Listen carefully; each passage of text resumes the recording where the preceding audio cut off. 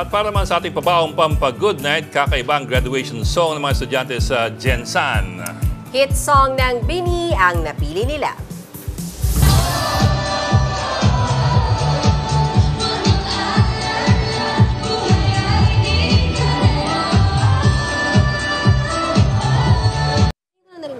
Yan ang grade 12 students ng Banisil National High School. Yan daw ang kantang napili sa botohan. Maganda raw kasi ang lyrics ng BINI hit. Cooperative naman ng mga graduates sa practice, kaya maganda ang kinalabasan ng kanilang grad performance na magsisilbing forever memory. Mga kapatid, Ed Lingaw po, maging maalam at may pakialam sa mga napapanahong balita sa ating bansa.